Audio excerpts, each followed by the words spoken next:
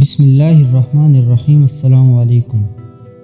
ایک جہاز مغربی ملک کی طرف محو پرواز تھا۔ اس میں ایک پڑھا لکھا مسلمان بھی سفر کر رہا تھا۔ جب ایئر ہوسٹ نے دوسرے مسافروں کے ساتھ اس کو بھی شراب پیش کی تو اس نے شراب پینے سے انکار کر دیا، جس پر ایئر ہوسٹ نے اپنے سپروائزر کو مطلع کیا۔ سپروائزر نے پوچھا کہ کیا ہماری خدمتگاری میں کوئی کسر رہ گئی ہے؟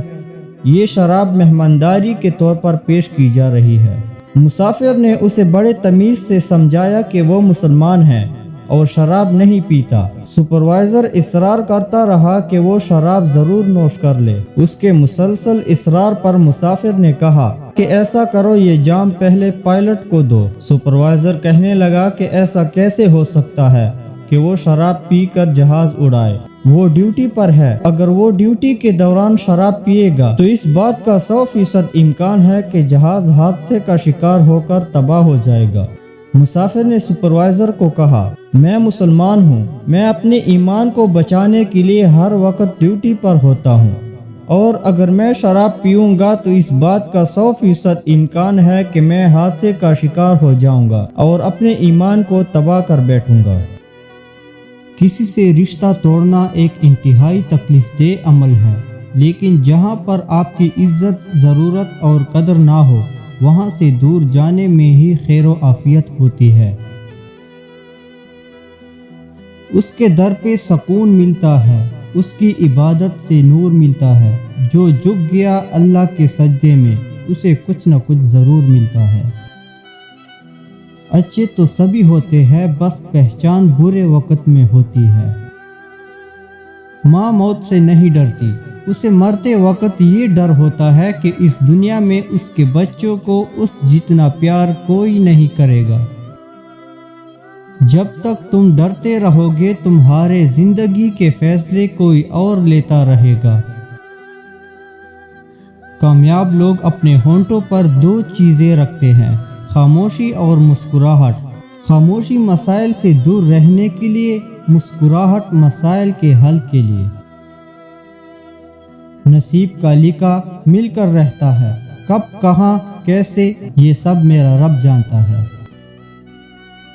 زندگی جب کچھ دیتی ہے تو احسان نہیں کرتی، اور جب لیتی ہے تو لحاظ نہیں کرتی۔ ایک چھوٹا بچہ اپنے دونوں ہاتھوں میں ایک سیب لیے کھڑا تھا۔ اس کے والد نے مسکراتے ہوئے کہا، بیٹا ایک سیب مجھے دے دو۔ اتنا سنتے ہی بچے نے ایک سیب کو اپنے دانتوں سے کاٹ لیا، اس سے پہلے کہ اس کے والد اسے کچھ کہہ پاتے۔ اس بچے نے دوسرے سیب کو بھی اپنے دانتوں سے کاٹ لیا۔ اپنے بیٹے کی اس حرکت پر والد دک رہ گئے اور ان کے چہرے سے مسکراہٹ غائب ہو گئی۔ تب ہی بیٹے نے اپنے ننھے ہاتھ کو آگے بڑھاتے ہوئے کہا، ابو یہ لے لے، یہ والا زیادہ میٹھا ہے۔ ہم کبھی کبھی پوری بات اور معاملات کو سمجھنے کی کوشش ہی نہیں کرتے اور غلط فہمیوں کا شکار ہو جاتے ہیں۔ پیٹھ پیچھے آپ کی بات چلے تو گھبرانا مت، کیونکہ بات انہی کی ہوتی ہے جن میں کوئی بات ہوتی ہے۔ لوگوں کو اس بات سے غرض نہیں کہ آپ خوش ہیں یا نہیں، انہیں فرق اس بات سے پڑتا ہے کہ آپ انہیں خوش رکھتے ہیں یا نہیں۔ ماں سب کی جگہ لے سکتی ہے، لیکن ماں کی جگہ کوئی نہیں لے سکتا۔ مجھے ان اندھوں پہ بڑا ترس آتا ہے جنہیں اپنی غلطی نظر نہیں آتی۔ زندگی میں بس دلوں کو جیتنے کا مقصد رکھنا، ورنہ دنیا جیت کر تو سکندر بھی خالی ہاتھ گیا۔ کسی کا دل دکانے کے بعد بہتر ہوگا کہ تم اپنی باری کا انتظار کرو۔ تعلیم جس کے اندر داخل ہوتی ہے وہ سادگی اختیار کرتا ہے، اور جس کے اوپر سے گزر جاتی ہے وہ ماڈرن بن جاتا ہے۔ لوگ نصیحت سے نہیں ٹوکر سے سبق لیتے ہیں، کیونکہ نصیحت اکثر ایک کان سے داخل ہو کر دوسرے کان سے باہر نکل جاتی ہے، مگر ٹوکر سیدھی دل پر لگتی ہے۔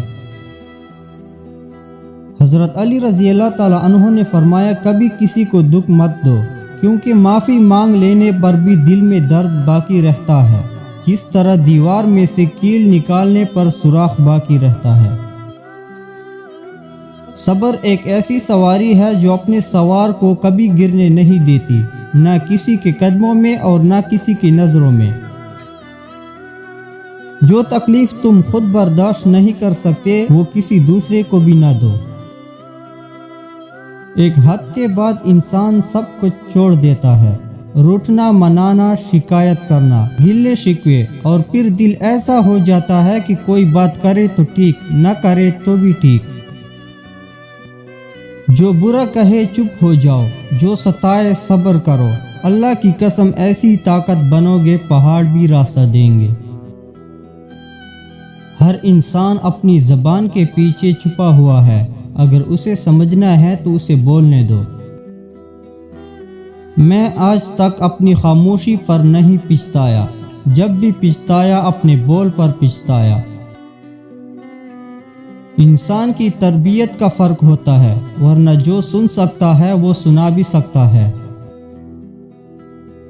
وقت بھی کتنی عجیب چیز ہے، کسی کا کٹتا نہیں اور کسی کو ملتا نہیں۔ جب کوئی دوست تمہیں اپنا راز بتائے تو یہ سمجھ لینا کہ وہ اپنی عزت تمہیں امانت دیتا ہے، اس میں کبھی بھی خیانت مت کرنا۔ کچھ رشتے کرائے کے مکان کی طرح ہوتے ہیں، انہیں جتنا مرضی سجا لو، چمکا لو، دیکھ بھال کر لو، کبھی اپنے نہیں ہوتے۔ کبھی کبھی ہم غلط نہیں ہوتے، بس ہمارے پاس وہ الفاظ نہیں ہوتے جو ہمیں درست ثابت کر سکیں۔ یہ دنیا بھی کتنی عجیب ہے، ایماندار کو بے وقوف، بے ایمان کو عقل مند اور بے حیا کو خوبصورت کہتی ہے۔ مٹی کا مٹکا اور رشتے کی قیمت صرف بنانے والے کو ہی پتہ ہوتی ہے، توڑنے والے کو نہیں۔ غلط ہو کر خود کو صحیح ثابت کرنا اتنا مشکل نہیں ہوتا جتنا صحیح ہو کر خود کو صحیح ثابت کرنا ہوتا ہے۔